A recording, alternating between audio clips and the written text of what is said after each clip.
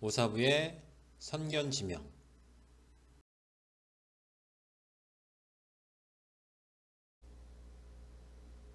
예, 반갑습니다. 2021년 11월 6일 토요일 오사부의 선견지명의 오사부입니다.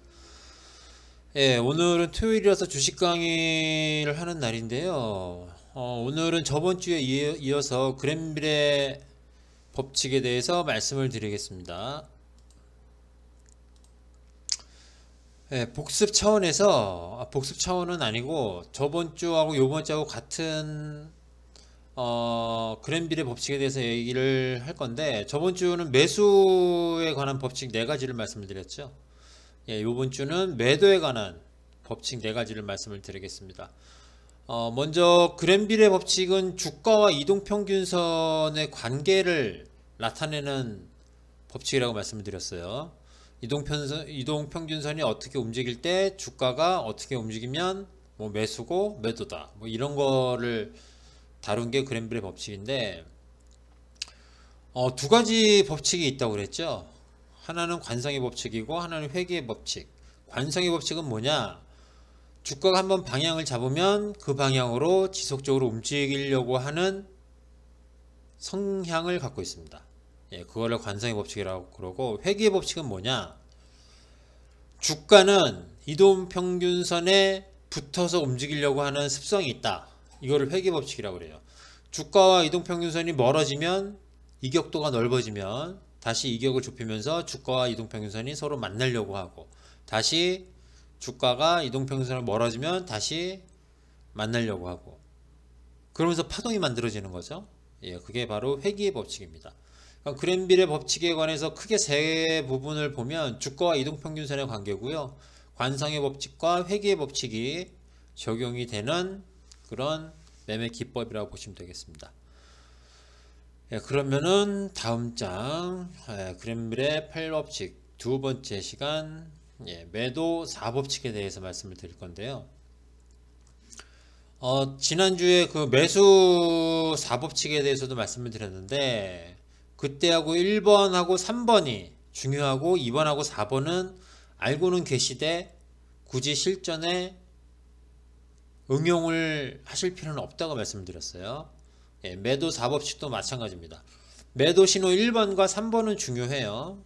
예, 중요한데 2번하고 4번, 특히 4번은 그냥 이런 게 있다, 그 정도로만 알고 계시면 될 것 같아요. 매수 4법칙에는 1번, 3번이 중요했는데 매도 4법칙에는 1번, 2번, 3번 이렇게 3가지가 중요합니다. 당연한 얘기예요. 당연한 얘기. 모든 법칙을 잘 생각해 보시면 당연한 얘기입니다. 예, 첫 번째 매도 신호 1번은 뭐냐면요, 이평선이 수평으로 가고 있을 때 주가가 이평선을 깨고 내려가면 매도를 하라는 거예요. 당연하죠. 예, 일반적으로는 다 그렇죠. 이평선 위에서 주가가 놀다가 이평선을 깨고 내려가면 기본적으로 우상향을 하던 뭐 우하향을 하던 수평으로 가던 일단 이평선을 자기가 정한 기준선이 있을 거예요. 보통 21선으로 하죠. 예, 그래서 21선으로 말을 할게요. 21선을 깨고 내려가면 일단 주가는 추세 전환이 될 가능성이 높습니다.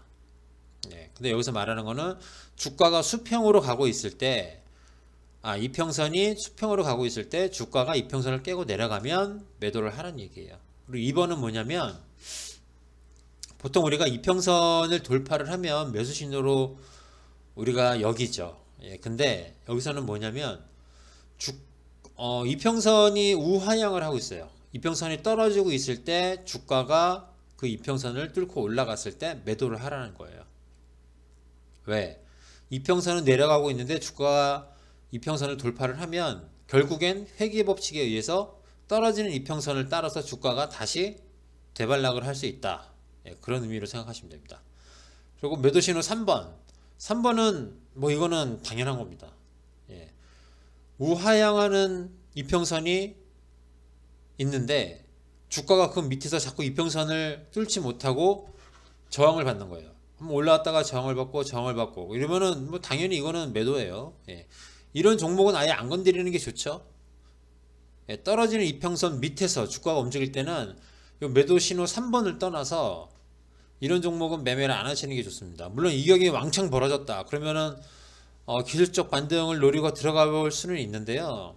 이런 식으로 주가가 이격도가 처음에는 많이 벌어졌었죠. 많이 벌어져 가지고 쭉 좁혀가는 과정에서 못 뚫고 저항, 다시 올라가 못 뚫고 저항, 다시 올라가다가 못 뚫고 저항, 이런 거는 당연히 매도하는 겁니다. 예. 이런 종목은 웬만하면 안 건드리는 게 좋아요. 요 지점, 이평선하고 주가하고 이격도가 많이 벌어졌을 때 요 지점에서는 한번 사볼만 하긴 해요. 기술적 반등에 의해서. 예, 근데 이평선에 붙어가지고 계속 파동을 치면서 내려가는 거 있죠. 이런 종목은 아예 안 건드리는 게 좋습니다. 아예 안 건드리는 게 좋아요. 예, 그리고 매도 신호 4번은 뭐냐면요.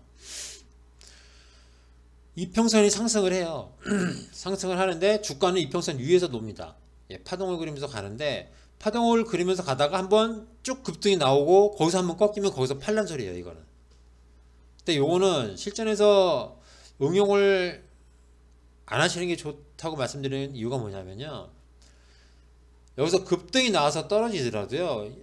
우상향하는 이평선을 하방 돌파를 하지 않는 이상 그냥 가져가는 게 좋습니다. 중장기로 보셨을 때는. 예, 이평선을 깨고 내려올 때는 매도를 하셔야 되는데 뭐 여기서 급등이 나와서 한번 꺾였다고 물론 단기적으로는 팔아야죠. 예, 단기적으로는 매도인데 좀 중장기적으로 보고 가실 때는 이평선이 지켜지면 그대로 가져가는 게 좋다. 예, 그래서 요 매도 신호 4번은 예, 그냥 요런 게 있다 정도로만 생각을 하시고 딱히 실전 매매에서는 뭐 응용을 안 하셨으면 좋겠어요. 예, 개인적으로. 그러면은 매도 신호 1번 한번 찾아볼까요? 1번 매도 신호 1번. 예, 여기 보시면 되겠네요. 여기서 지금 주가 이평선이 수평으로 가고 있죠. 이평선이 여기서 보시면 이평선이 수평으로 가고 있습니다. 수평으로 가고 있는데 주가가 올라갔다가 다시 떨어지죠. 그죠? 올라갔을 때는 여기서는 사도 돼요. 이평선이 수평으로 갔을 때. 근데 이평선이 수평으로 가다가 다시 주가가 어떻게 되죠? 하방 돌파가 나오죠. 하방 돌파가 이런 식으로 하방 돌파가 나오면 여기서는 매도를 하는 게 좋습니다. 왜냐? 이것도 잘 생각해 보시면 답이 나와요. 이평선은 수평을 가고 있어요. 근데 주가가 떨어지면서 21선을 뚫고 내려가면 이평선은 어떻게 되겠죠? 예, 주가가 금방 회복하지 못하면 이평선은 이제 하향으로 전환이 돼요. 그래서 여기서 하향으로 전환이 되니까 그다음부터는 계속 떨어집니다. 계속 돌파를 못하고.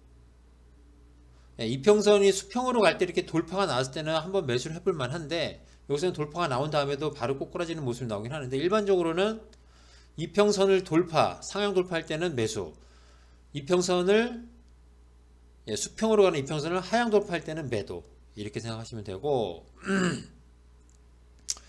그리고 두 번째는 뭐죠? 네, 이렇게 떨어지는 이게 지금 떨어지고 있죠? 떨어지고 있는 이평선을 상향 돌파할 때 여기서 상향 돌파가 나왔죠. 한번 상향 돌파가 나왔는데 이럴 때는 매도하라는 거예요. 왜? 어차피 이평선이 떨어지고 있으니까 주가가 다시 이평선에 붙어가는 성격이 있다고 그랬죠. 그래서 여기서는 매도다. 그리고 세 번째 얘가 여기서 나올래나요? 여기 보시면 되겠네요. 여기 보시면 주가가 하락을 했다가 상승을 했죠. 근데 돌파를 못했어요. 다시 떨어지고 다시 돌파를 시도하다가 다시 떨어지고 이런 모습이 나오죠. 예. 떨어지는 이평선 밑에서 주가가 움직일 때는 아예 접근을 하지 말자. 무슨 말인지 아시겠죠? 예. 다시 한번 정리를 해볼게요. 우리가 그 그랜빌의 법칙 8개 중에 매도에 가는 거 4개를 말씀을 드릴 때 우리가 수평으로 갈 때 주가가 하향 돌파를 하면 매도, 그리고 주가가 이평선을 돌파를 하더라도 이평선이 떨어지고 있는 우하향하고 있는 상황이라면 주가가 그 이평선을 돌파를 하더라도 매도. 그리고 세 번째는 우하향하는 이평선에서 주가가 이평선 밑에서 움직일 때 그때도 매도. 예, 네 번째는 알고는 계시는데 실전에서 응용하시지 말라고 했죠. 이평선이 우상향하는 이평선 위에서 주가가 움직이다 한번 급등이 나와서 꺾였을 때, 예, 그럴 때는 매도라고 말씀을 드렸습니다. 그래서 저번 주하고 이번 주 그랜빌의 법칙 8가지에 대해서 말씀을 드렸는데요. 요 8가지는 꼭 좀 알고 계셔야 돼요. 특히 매수 쪽 1번하고 3번, 매도 쪽 1번, 2번, 3번, 이렇게 5가지는 꼭 알고 계셔야 됩니다. 꼭.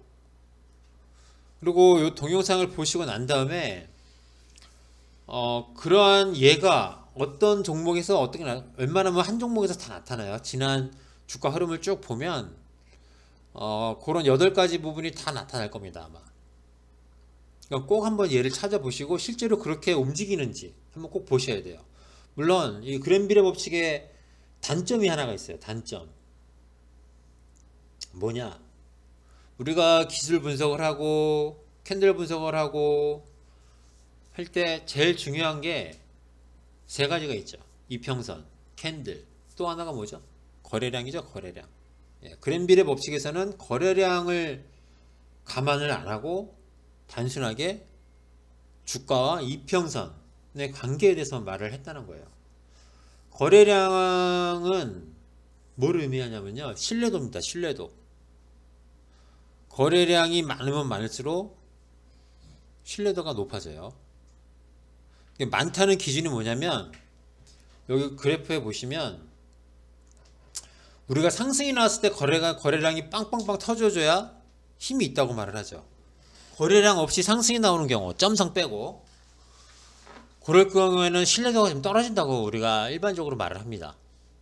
네, 그렇기 때문에 기술 분석을 할 때는 거래량이 굉장히 중요한데요. 이 그랜빌의 법칙에서는 거래량을 감안을 하지 않았어요. 네, 그러니까 그 점은 좀 참고를 하셔야 돼요. 네, 거래량을 빼고 단순하게 주가와 이평선의 관계만 놓고 매수와 매도 신호 8가지를 만든 게 그랜빌의 법칙입니다. 예, 저번 주하고 이번 주 그랜빌의 법칙에 대해서 말씀을 드렸는데요. 이 부분은요, 이해가 안 가시거나 아니면은 이해가 가더라도 다시 한번 확인 차원에서라도요, 이거는 계속 보셔야 돼요. 완전히 머릿속에 들어갈 때까지 보셔야 됩니다. 예. 그리고 어제 미국 시장이 또 올랐는데요. 계속 올라갈 거라고 말씀을 드렸죠. 예, 실적 시즌 끝날 때까지는.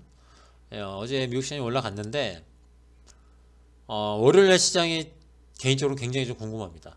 지금 현재 시장이 2970에 딱 걸려있는 상황이기 때문에 만약에 다음 주 월요일날 반등이 나온다 그러면은 다시 위로 갈 가능성이 좀 높기는 해요. 물론 단기 밴드인 2970에서 3050 사이를 벗어나기는 좀, 상향 돌파하기는 좀 힘들어요. 3050을 상향 돌파하기에는.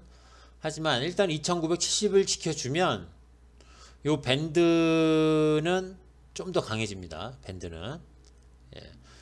2970에서 몇 번 지지가 나오면, 지지가 한 번 나온 거랑 2번 나온 거랑 3번 나온 거랑 4번 나온 거랑 완전히 틀리죠. 한 번 나왔을 때는 지지력이 그렇게 강하다고 볼 수 없지만 그 횟수가 자꾸만 증가를 하게 되면 거기에 매물이 쌓이게 되죠. 그럼 지지선이 그만큼, 지지력이 그만큼 올라가는 겁니다. 예, 그랬고 월요일 날은 단 0.1%가 올라가더라도 무조건 상승이 나와야 돼요. 우리 시장이. 근데 반대로 우리 시장이 월요일날 2970을 깨면 당분간은 좀 어렵습니다. 물론 급락은 없을 거예요. 미국 시장이 올라가 주기 때문에 급락은 없겠지만 2970을 지지를 하는 것과 안 하는 것, 그거 굉장히 중요합니다. 예. 제가 원래는 요 얘기는 원래 안 하는 게 맞는데 좀 중요한 날이 돼서 잠깐 언급을 했습니다. 예, 남은 주말 잘 쉬시고요. 저는 다음 주 월요일 다시 인사를 드리겠습니다. 예, 수고하셨습니다.